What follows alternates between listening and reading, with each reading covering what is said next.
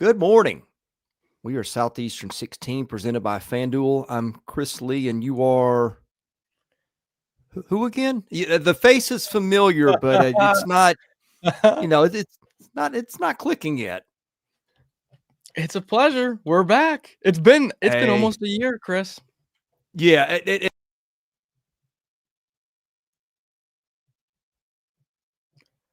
Oh, there goes the mic. Mike. The mic is going in and out. Just bear with us, folks. But anyway, hopefully the mic is going to work. I think I've got a slight connection issue. I mean, we're off to a flying start here already. But yes, I've watched a little basketball, not a bunch. My head has been in football. I will get there by basketball season, but it's going to be a bit. In the meantime, you guys, I haven't been able to listen as much. You and Blake have done a tremendous job.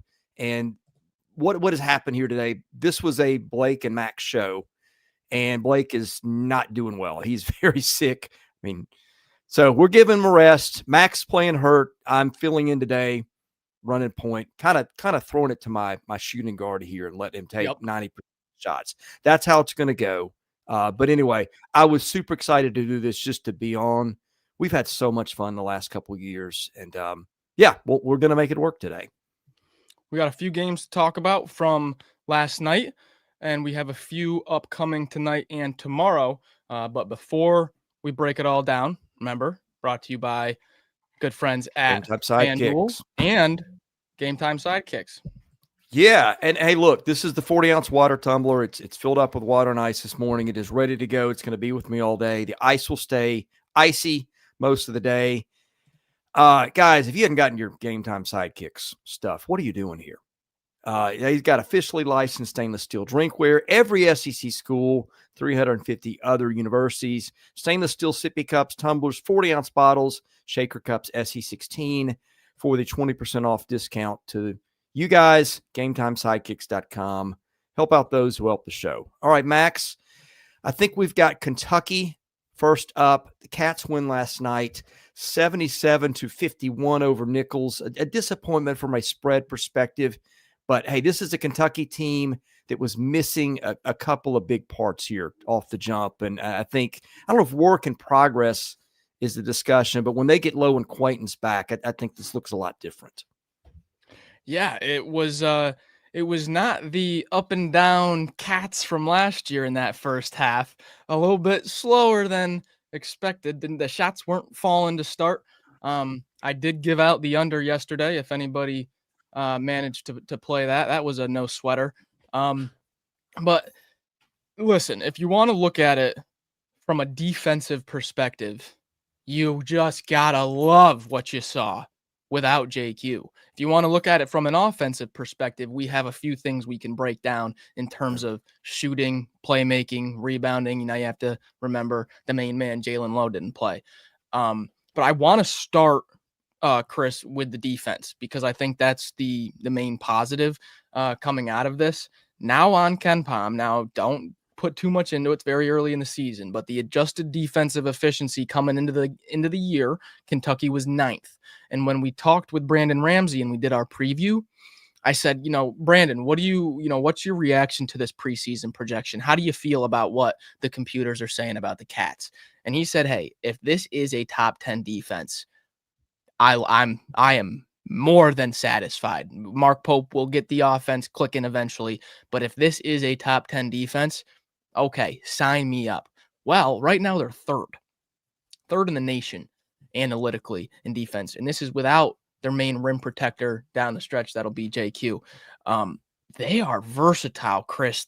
Mo D, Denzel Aberdeen is so important. You saw it with Florida. The lack of Aberdeen off the bench. You saw how it impacted Florida against Arizona. I think that this team, built on defense and versatility, man, I think the analytics are right, Chris. I think this is a top 5 defense in the nation, even without JQ. Just, man, you got to be satisfied with the effort here, Chris. Yeah, hey, look, last year they were so good in terms of, just offensively they figured it out. Defense has been the thing for a couple of years. Right. I feel like, Mark, and I think you just said it, they'll figure out the offense, but are you a little concerned? I mean, the shooting, I think, has kind of not been what they hoped early. And again, missing a couple of key guys. But what do you make of what you've seen on the offensive side so far? Definitely concerning given the exhibition stats looped in, if you want to loop those in as well.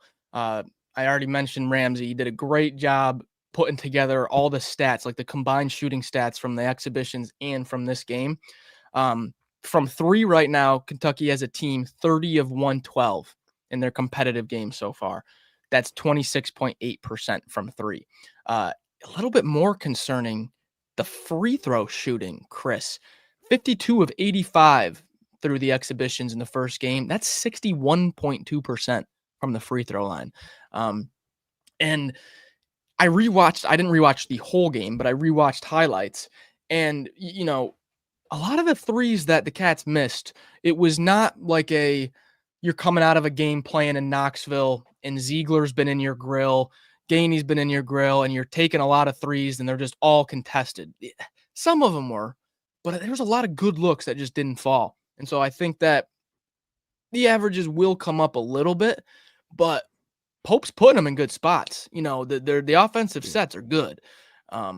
Definitely concerned on the shooting. I thought the free throw rate would be a little bit higher, but I thought that's maybe the one concern with Kentucky right now is through the exhibitions, through the first game, the shooting numbers have not been what they expected to be. How weird was it seeing Mo D and Aberdeen in Kentucky uniforms? That had to be a little bit of a weird moment. It is. It's Aberdeen. I could see a little bit. It's a little bit easier for Aberdeen because he already played in blue. Yeah, I know. Yeah.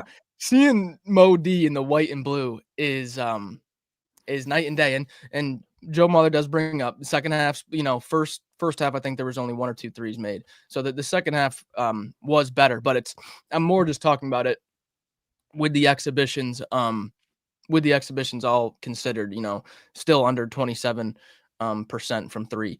You know, there is, if you look at the, you know, just go through, I don't like just looking at box scores during these non-conference games. I like to actually, you know, use the eye test a little bit more here against these inferior opponents. But Colin Chandler, 4 of 7 from three. No one else made more than 1 3. You know, there is no Kobe Brea, Jackson Robinson. There is no shooter on this team that has the, you know, past year's history of being a high volume, near 40% 3-point shooter. The closest they've got, like we said all offseason, was Cam Williams, who shot just under 40%. And he went 0 for 2. He'll probably make a few more threes a game. He's not going to go 0 for 2 every game, but it's definitely a concern. It has to be. You only put up 77 point on Nicholls. You know, it's got to be a concern. Well, I think a positive, though, too, sometimes when a team is missing some key guys, it gives other guys a shot to step up. Like you saw last year, like they got stuff at times out of Chandler and Noah. Those guys probably played maybe a little bit more, but because of that, I don't know how that all would affect their playing time. But point is, you had some minutes. You have some minutes available right now to develop some guys for depth. And also you've got some familiarity with the system too, with some of those guys, of course, Owe coming back too. In an era where like you've seen these rosters turn over a good bit and like injuries always hit a team. I think the continuity and the ability to get some guys some time right now, you know, that could be a thing that we look back at the end of the year and go, hey, that was a big thing for Kentucky, getting these guys some time to gel early. Well, Colin Chandler looks fantastic. And I think one aspect of Colin Chandler's game that we can all agree on is he's looking fantastic off the ball. He's looking fantastic off the ball. I even like him at the 3, honestly. But I like him at the 2. I like him at the 3. For the playmaking for this team, without Jaland Lowe, I like Aberdeen and Jasper running the show. I like putting Chandler off the ball and letting him work there a little bit more than putting him on. He just does not seem as comfortable on the ball. But if you want to stay on positives, Chris, this rebounding was a potential concern in the offseason. Without JQ, you're looking at Brandon Garrison. Mo D, we know how physical he is, but he is a little bit undersized. Alabama played him at the 3 a lot at 6'7". They only let up 5 offensive rebounds. I know it's Nicholls, but still, you only let up 5 offensive rebounds to anybody, and you're cleaning up that glass very well. Denzel Aberdeen got in there with 5 defensive rebounds. I really like the effort, versatility, the rebounding, the defense. Like, all that stuff is only going to get better, right? You're going to get guys back, and that defense, that core of this team, which was shooting last year, this year, defensive versatility, and physicality. I like that that's the core, because I believe that get Lowe in there, the spacing opens up, the playmaking opens up a little bit, and you can build on that. If it was the other way around, Chris, I'd be a little bit more concerned. If the defense wasn't there at all, and it's like, oh my gosh, we need JQ. When is he back? That's not the case. Yeah, I mean, that's an effort stat, right? I mean, in a lot of ways. So, I mean, that was, again, that's the thing is, like, you took a step towards answering the thing that was your downfall a year ago. Exactly. So exactly. It's just, I feel like it's a little bit of a kind of a shock to some Cats fans to go from one season to the next, and it be this contrasted with just like roster construction. I don't want to sound like a broken record with saying no Kobe Bryant, no Jackson Robinson, but that is what you traded. You traded the pure shooting for the athleticism and physicality. Yeah, it felt like last year, like, you can never have enough good shooters, right? But the parts were like the parts were kind of similar, and that you had a lot of really good offensive players, but on the other side, like, if you could have made trades last year, midseason, Kentucky might have been willing to swap an offensive guy or two for a defensive guy or two. That kind of feels like what you just said. Yeah, and I think it's great to have games like this before you got the Tuesday. Next because Tuesday. Boy, it is coming with Louisville. The offensive onslaught that Louisville can put on you, man, can they shoot it from outside? That is a fantastic. That honestly is going to tell us a lot. Still, you don't want to look past Valpo, but they're near 300th on KenPom. That Louisville game next Tuesday, it's going to literally be a battle of one team built on perimeter offense, one team built on versatility and defense. Which one's going to win? Yeah. We ready for Duke, Texas, or anything else on Kentucky here? We can always circle back, keep dropping your super chats and everything. If we want to, we can circle back to Kentucky. But did you catch any of this Duke Texas game last night? Chris? Just a little bit. Yeah. Because, man, I think that the final score is a little bit misleading.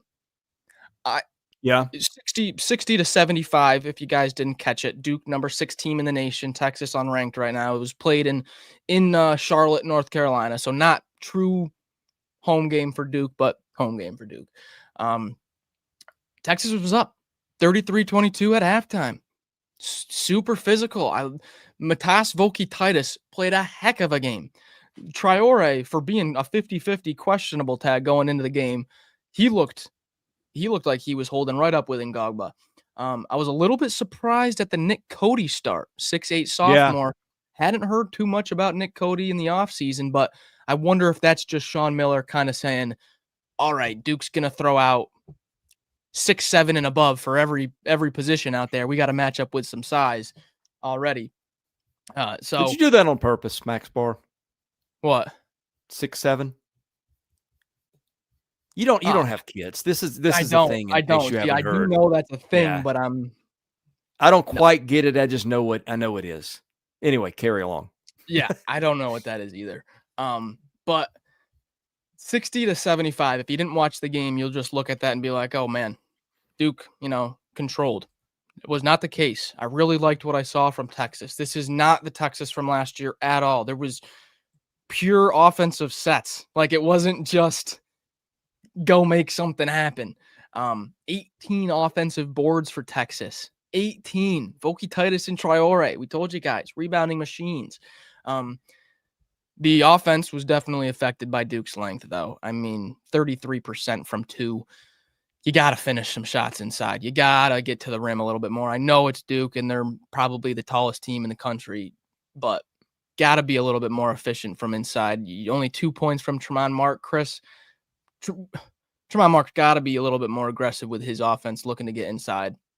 But I like what I saw, even though it was a 15-point defeat. Yeah, I mean, first of all, I would love to see Mark healthy fully for another year. Like, because I think that was a guy last year that, like, if because he was hurt a good bit of the season, was he not?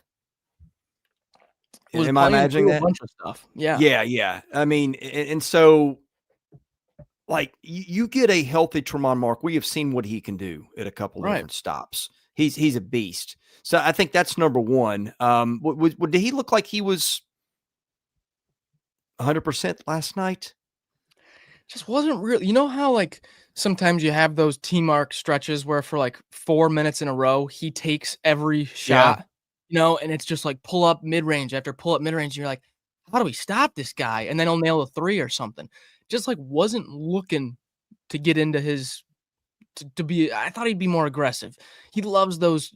I know they're not great shots analytically, but T-Mark's game is those contested mid-range. I mean, that's how he's been playing offensively his whole career. So I just thought he would be a little bit more aggressive, but you got to be thrilled with what you got from Swain, with what you got from Cody, with what you got from Voki Titus. Like, there are some concerns about the 2-point offense, but there's also a lot to be excited about in terms of, this was Sean Miller's first game at Texas against the number 6 team in the country, who I think is better than the number 6 team in the country. Yeah. And look at what Boozer did to Tennessee, and then look at what Boozer Oh, did. I was going to say a buddy of mine went up to see that game Saturday and just came back raving about him. Said that kid is the real deal. He had, like, I don't know what the stat, like 25 and 20 against Tennessee and Knoxville, something like that. Crazy. Yeah, and I mean, he still ends up getting 15 and 13, but it was much more inefficient than his 2 exhibitions. And credit Sean Miller with having a good game plan. I thought Voki Titus was absolutely fantastic.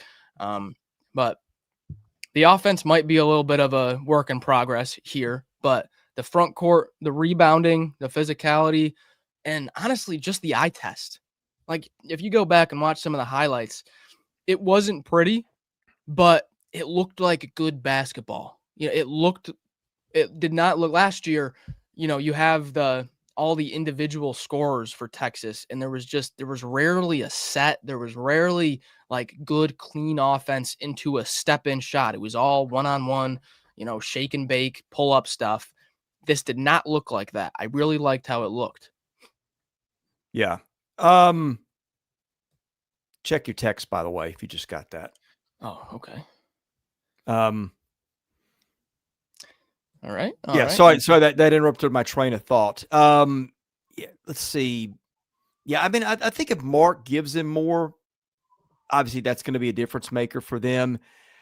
I want to ask you foul trouble. I mean, Boozer got those guys in foul trouble. How much, that's probably not going to be an every night thing like that, but how much did that affect Texas last night?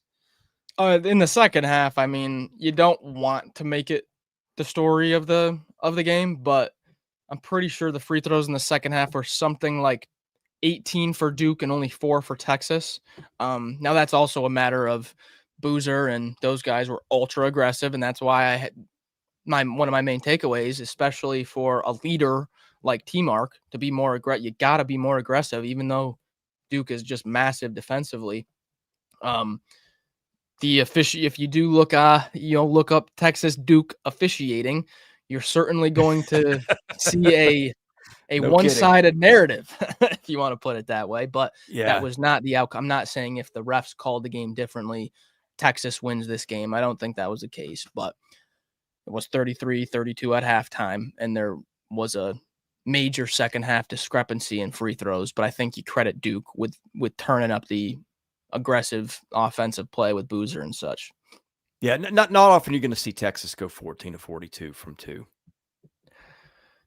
I'm telling you, Shire has found a winning formula with the height.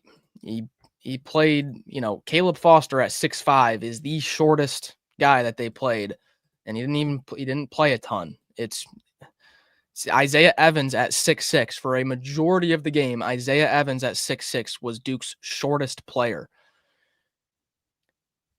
Probably the top. I mean, it's gonna be tough to score from 2 against them. They're just massive. So they've found that formula out. Worked for them last year. They're going back to the well this year.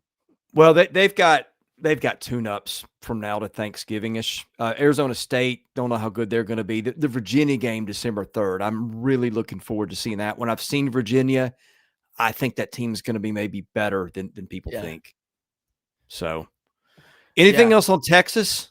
I know we got a super chat to get to. You're being called out. And I got to defend Max on this. This came up in the pre-show, and sometimes you don't remember whether you said pre-show or you said it on air. But, Max, you did say, hey, Colin Chandler had a dunk we've got to talk about. So now's your space.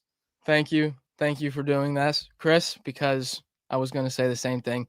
Nothing else on Texas. They've got Lafayette and FDU, both sub 300 on KenPom coming up next 2 games. But Colin Chandler, folks, if you didn't see the Tomahawk Slamma-Jamma, I'll try to.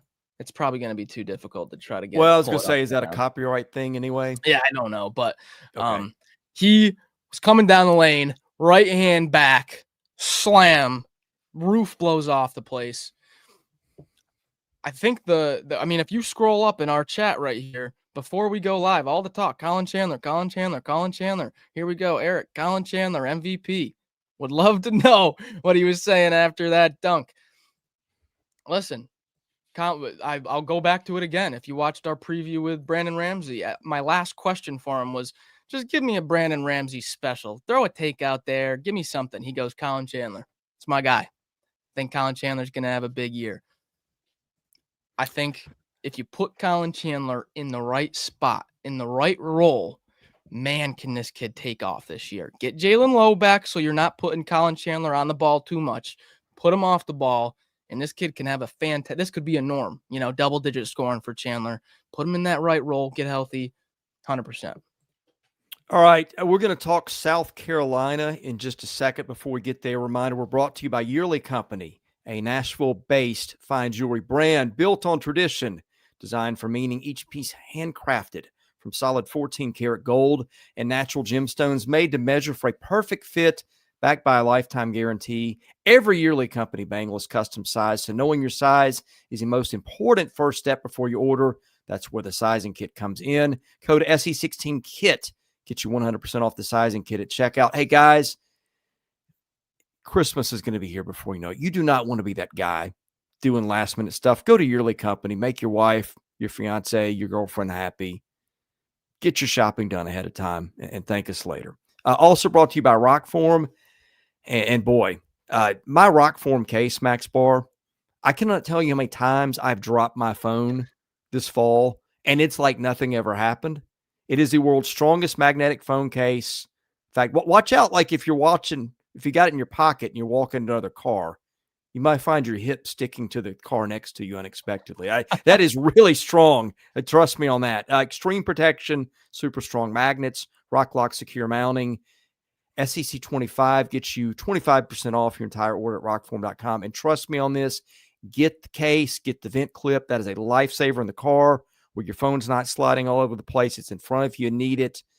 Anyway, check out our friends at ROKFORM and get their stuff today. All right, Max Barr, South Carolina. I heard you guys talking about this game yesterday. I think you thought Carolina would win by more than it did. Spread was 22.5. NC A&T covered. Halftime score, Carolina was kind of running away with it, got a little closer in the second half, or at least maybe Carolina wasn't able to put distance between it and North Carolina A&T. But what were your takeaways from the Gamecocks here?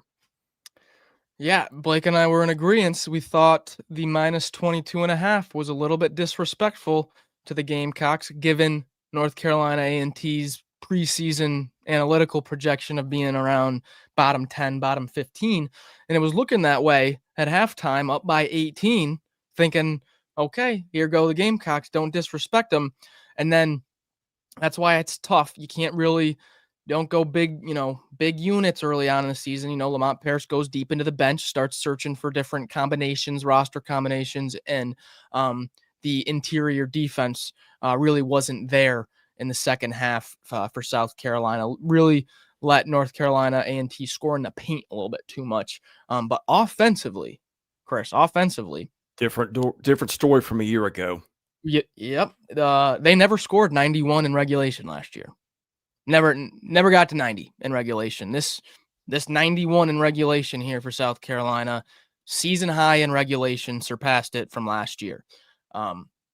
So you gotta like that. And I think a big reason why is the kind of the roster construction and the lineup that was put out there. Now we're talking 14 of 32, 44% from three. I'll say it again, South Carolina, 14 of 32, 43.8%. 9 different Gamecocks made a three-pointer. Is that going to be the norm? I'm not sure, but I'm also not going to be like, that's never happening again. This team has shooters. It all starts with Norden Kapich. At 6'8", he was one of our Tritons last year. We loved the Tritons from UC San Diego, and Kapich was a big reason why they were such a tough scout, such a tough team to stop. Because at 6'8", now it's going to be interesting. At 6'8", Kapich doesn't really have the defensive rim protection. You saw that in the second half. However, if you play Kapich at the 5, he can shoot the lights out. It really opens up your offensive capabilities, something that South Carolina has not had.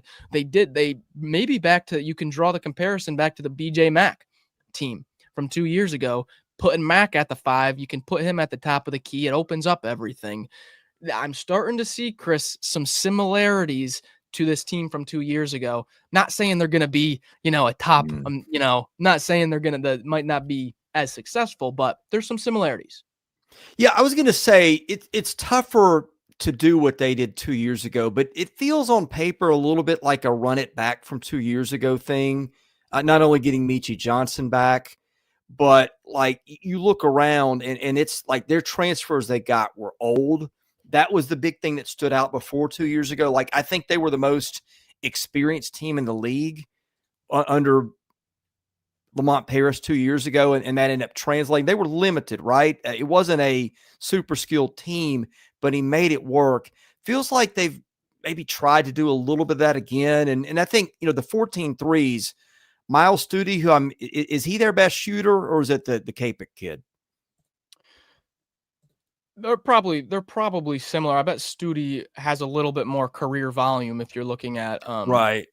Yeah. Just career stats, but point is they've got a little bit of that. And I mean, he was, the blood clot last year sidelined him. I mean, it feels like, and I think this team, I don't know if it's deeper. I feel like that team 2 years ago, was that like a 7 or 8 man rotation they went with? I could tell memories you right fade. now. Yeah. I mean, they played last night. They played what? Played a lot last night. It does. I mean, and then like some of those guys probably aren't going to play as much, but I don't know. There's some stuff on paper that feels a little bit like what they did a couple of years ago. I don't know if I'm ready to go there yet, but. Well, the difference in that team 2 years ago and this team right now analytically is, that team finished top 50 offensively and around 70th defensively. And right now the offense 86, the defense 102. So you would need that offense to still get quite a bit more efficient, but that's just based on the preseason projection. That can change very quickly. One guy that I was really impressed with, we'll get to Eli Ellis, because man, did we kind of sleep on him this offseason. I don't know how we missed it, but man, in the exhibitions in this first game, it looks like he's going to be the guy next to Michi bringing the ball up the court. But who I wanted to highlight was Kobe Knox. Kobe Knox coming from USF. He's all of 200 pounds. I don't know how he's only 200 pounds. He looks like he's north of 200 pounds. He is a rock, and he kind of stuffed the stat sheet yesterday, kind of gets his nose in a little bit everywhere, rebounds, assists, everything. So I liked what I saw offensively. However, you were 86th projected, preseason on KenPom, 86th. After this result, you drop back to 90th because you missed the analytical projection. And the defense is now sub 100. analytically. So I like that you made 14 threes and shot 44%, but you made 14 threes, shot 44% and didn't cover. And you know, so you there's some pros, some cons. Obviously, pros more offensive, cons more defensive, but not going to look too much into it. Hey, they announced too they're redshirting Cam Scott, who's a sophomore, and EJ Walker, who's a freshman. The Scott one in particular kind of caught my eye.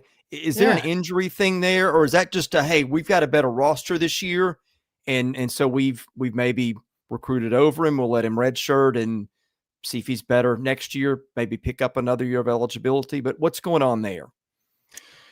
Yeah. Lamont Paris, no injury. Lamont Paris said, I've had conversations with both of them talking about Cam Scott and EJ Walker, and they have talked to their families and inner circles. And they've conveyed that to me. Certainly at any point, if someone wants to pull their red shirt off, that's a thing that we can do. Paris goes on to say, I think it's a demonstration of commitment to believing in the future of those players. You know, he said he wouldn't do it if he didn't think they were going to be good players. So it's really just a development thing. No injury, just another year of development for Cam Scott. And Paris said that EJ Walker was one of the most improved players from day one to right now. But as you can see in the front court, they've got a lot of guys. So it's really just a development decision. Max, let's look forward a little bit, unless you've got something else on Carolina. The only other thing for Carolina is they do have another player, Abu Yarma, in the backcourt that is 50-50 right now on redshirting. Might redshirt, might not. But guys, and I know a lot of gamblers and people looking for wagers watch our stuff. I would, you know, South Carolina's got Southern Miss and Presbyterian up next. You know, they're both projected around 30th in the nation. I would just stay away from South Carolina for right now. They're searching for lineups. They're searching for different combinations. I would just, you know, if they're up by 20 at half, the whole second half might be experimental stuff. Just stay. I would not wager South Carolina right now. Seems like they're still figuring stuff out. Yeah, and I'm looking back to 2 years ago. That was, you know, just a terrific year for Lamont Paris. They weren't running people off the floor in November and December. So just keep that in mind. Yeah, it was really that late January. They went on the run where they beat Kentucky, Tennessee. You're like, oh my gosh. So yeah, good point. All right, we've got Georgia minus 30.5 against Maryland Eastern Shore, LSU minus 17.5 against Tarleton State, which Abilene Christian reminded us this weekend is not a state, and Mississippi State minus 24.5 against North Alabama. Let's start with Georgia. That one tips off at Stegeman Coliseum at 6 Central tonight. You got Maryland Eastern Shore took Georgia Tech to overtime on Monday. That's kind of a surprise. Maryland Eastern Shore is typically an awful program, and had a 9-point lead, played a lot of guys. I guess I'm kind of watching. It feels like Georgia brought in some dudes in the portal who can shoot better from outside. Millender, Bailey, Wilkinson, guys that I've kind of got circled to see what they're doing. What are you looking for tonight from the Bulldogs? Yeah, Maryland Eastern Shore entered the season projected 362nd out of 365. Bottom 3 team in the country projected. And they just took Georgia Tech to overtime and was up 44-43 with a minute left. Maryland Eastern Shore had a 1-point lead with 1 minute left, then took them to overtime. So Georgia catching 30.5 here. I'm not sure what to think of it because I don't know if that was just a pure fluke game, you know, where Georgia Tech shoots 19% from 3 and can't make a basket. But Maryland Eastern Shore out-rebounded Georgia Tech. And this is supposed to be a Georgia Tech team that's got some nice size. They only start one guy under 6'6". Pretty big team. So I don't really know what to think about it. You're minus 30.5 against a team that just took Georgia Tech to overtime. And they played 11 guys in double-digit minutes, had one guy in 9. So they basically played 12 guys double-digit minutes. That's probably, now this is my most interested game of the night, just because it's like, well, what the heck are we going to get from Maryland Eastern Shore? Is this going to be kind of a tester, a good mid-major team against Georgia, or is Georgia Tech just really in trouble? I'm not really sure. Now I'm super interested in this game. Yeah, Maryland Eastern Shore a year ago, the second year under Cleo Hill, saw them in their opener last year. They gave up 102 to Vanderbilt, just a complete mismatch. So to see that is kind of astonishing how few points they gave up. I mean, might be a thing, year two under a coach, it starts to click, but that's a program that's just historically had a brutal time. Last year, I'm looking, they won 6 games, and I think 4 of them were against non-Division I teams. So yeah, I'm with you. I don't really know what to make of that. It'd be hard to believe they're that impressed in a year. But I mean, hey, this thing's about Georgia as it is. And right. I think Mike White's done a really good job. But, when you don't shoot the ball particularly well, those are the kind of things that kind of get fan bases tuned out on you. So I think, to me, I don't know how they did in their exhibitions, but like, you address that element and you make them respectable. At Georgia, you're really doing a job. Yeah, you're basically looking for, exactly what we thought this Georgia team, the strength of this Georgia team was going to be this year, with all these new shooters, with Smurf Melender and everything, to just start getting back to their career averages. I'm not exactly sure what Smurf Melender's exact exhibition stat lines were, but I know they weren't pretty.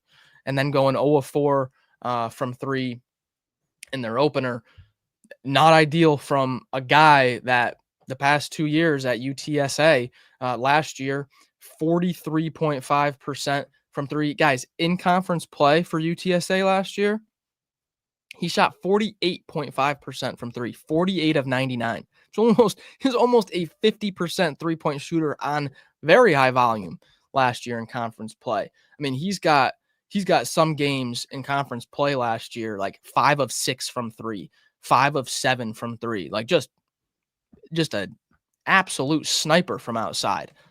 Smurf's going to start hitting some shots. It's basically just get these guys rolling again. They have not been making shots. Anything else on Georgia before we go to LSU? No, I mean, Georgia, they played 1, 2, 3, 4, 11 guys. They played 11 guys in double-digit minutes in their first game, and so did Maryland Eastern Shore.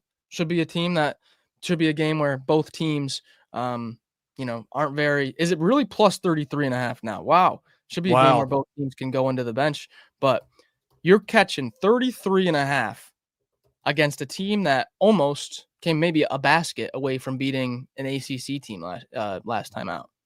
This is a very interesting matchup. All right. LSU 17.5 against Tarleton State. That, according to our friends at FanDuel. 7 Central in the PMAC. LSU's kind of gotten bigger, which I don't think the league is, filled with size this year, maybe like it was a year ago, which is kind of an interesting chess move to see how that goes. What are you looking for out of the Tigers tonight? Tarleton is not bad. They are not bad at all. This is only a 17.5 point spread. If you go back to the games yesterday, for the team, for the SEC teams against mid-majors, Missouri catching 19.5 against Howard was the shortest. So as of right now, through the first week, this is the shortest SEC versus mid-major spread that we have at 17.5. I'm looking for 2 things, Chris.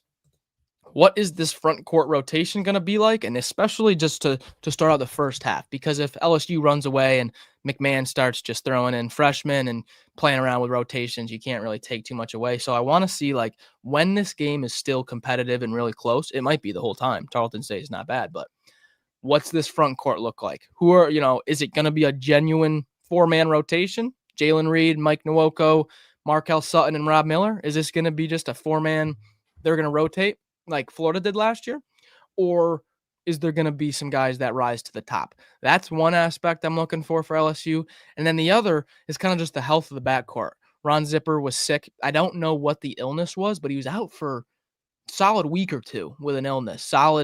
Missed some good time with an illness. So looking for the international Ron Zipper. Who plays next to Jayden Thomas, and how efficient are they? Is it Rashad King? Is it Carter from Memphis? What does that look like next to Thomas? That's kind of what I'm looking at. And wow, Sam says it's down to 16.5 now. This is by over a basket now, the shortest SEC versus mid-major of the season so far. Is Thomas the best kid that Matt McMahon has added in the portal since he's been there?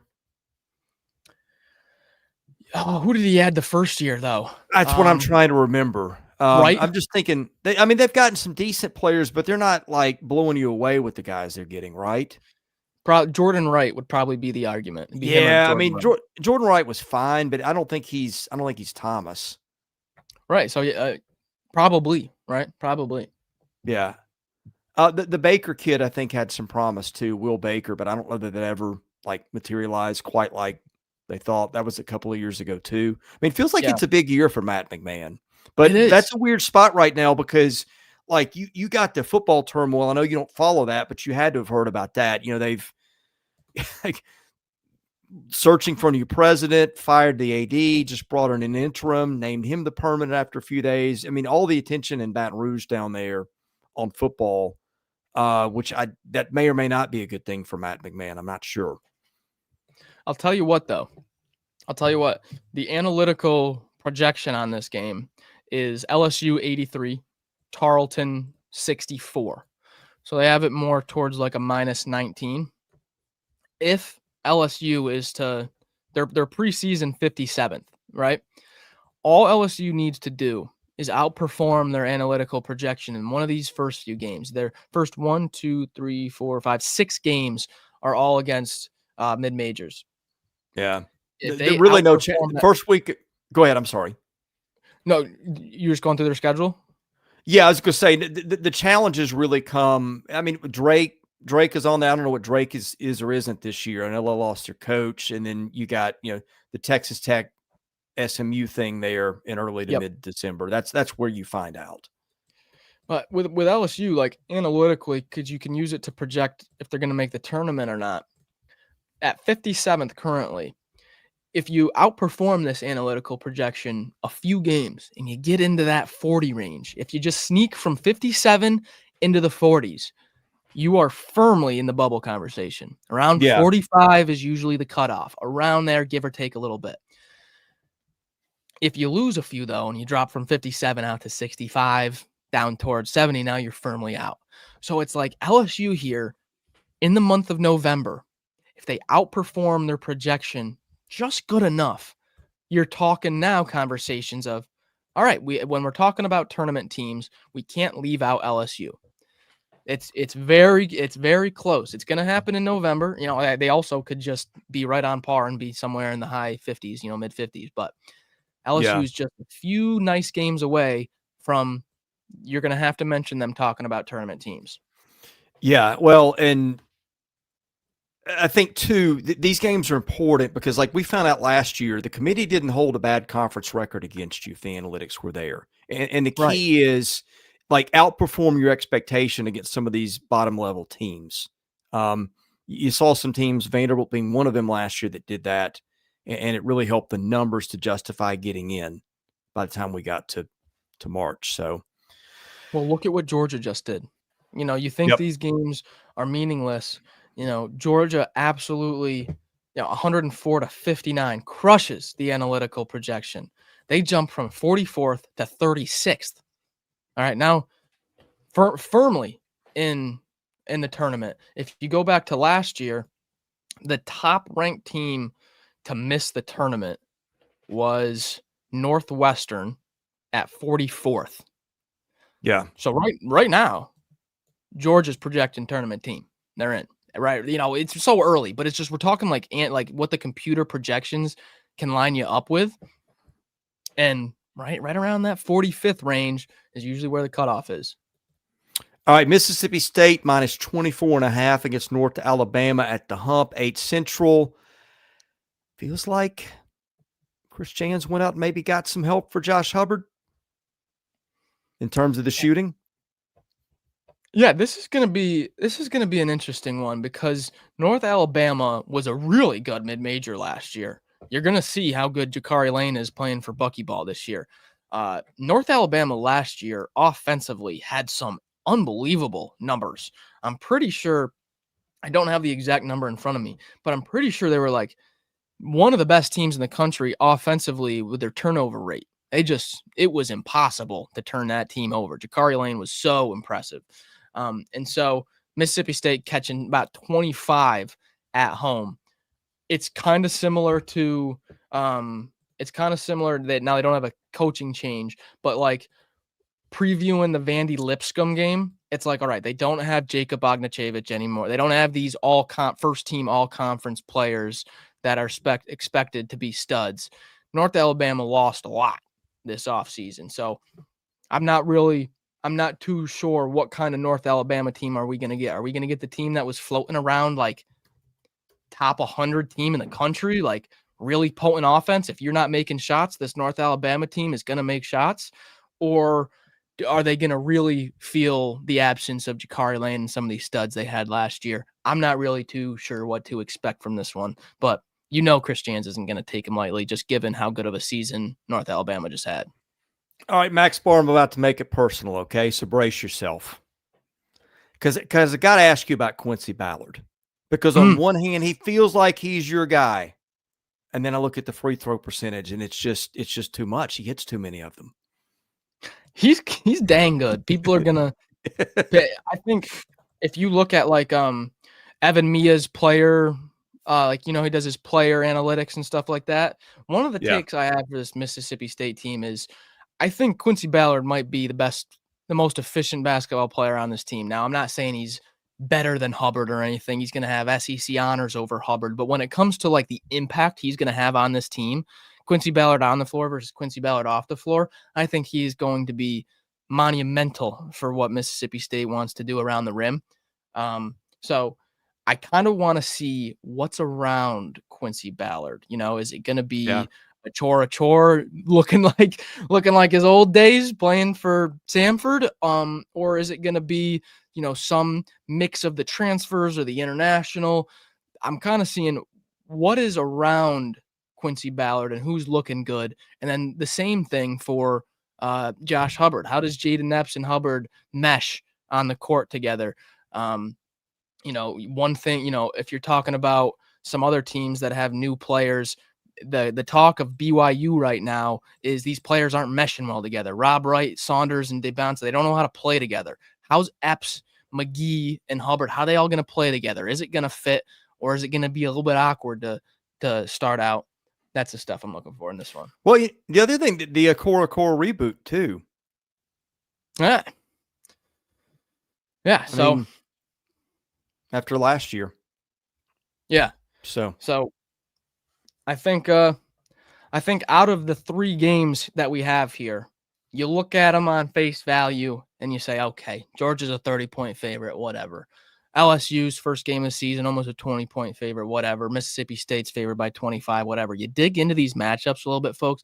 All of them have interesting stuff about them. Looking for this Maryland Eastern Shore team. Are they going to give Georgia trouble like they did Georgia Tech, or is Georgia going to start knocking down shots? We just talked about the front court of LSU, and is Ryan Zipper going to play? We finally going to get our first look at some of the new LSU transfers. And then with Mississippi State and North Alabama, man, that was an efficient offense last year. How does this Mississippi State defense do against a North Alabama team that was so efficient? So they're all interesting in their own ways if you dig into them a little bit. All right, lightning round here, because I got to be off in about 5 or 6 minutes. Tomorrow night, Florida and North Florida, Auburn and Merrimack. That'll be interesting to see how Auburn responds. By the way, great call, Bethune. You guys nailed that. Although I don't think you thought it'd be going to overtime. Texas A&M and Texas Southern. Friday, you've got Kentucky Valpo, Ole Miss and ULM, and Missouri and SEMO. Gets more interesting on Saturday, but what catches your eye Thursday and Friday here?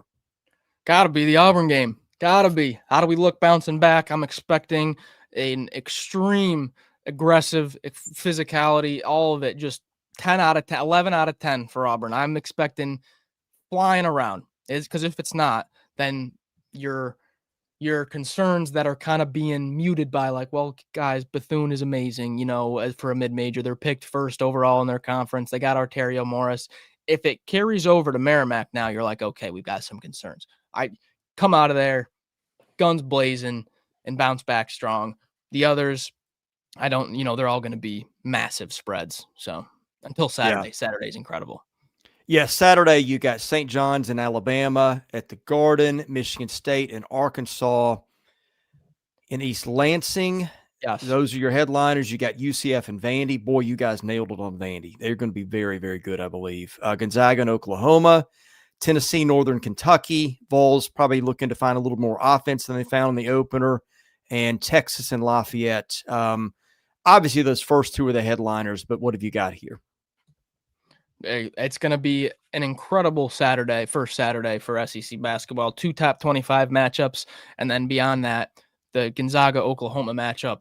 Wow, that's going to be a fun one. And then UCF hosting Vandy, going to get our first look at a real test here for what could be a top 15 Vandy team. Yeah, it's going to be a great Saturday.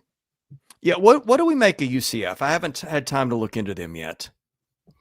Riley Kugel. They got Riley Kugel. You're right. Okay. And Jeremy Fuamena. He didn't really play for Mississippi State last year, but was on an SEC roster. UCF always gives an SEC team a little bit of trouble. They got A&M last year at home. The analytical projection for this one's Vandy 84, UCF 78. So I know Vanderbilt is, you know, flying up everybody's radars right now, but this is still a road game against a Big 12 team that's projected a 2-3 basket spread. Should be a close one. Yeah, it feels like UCF's perennially in that NIT type range. Always. Yeah.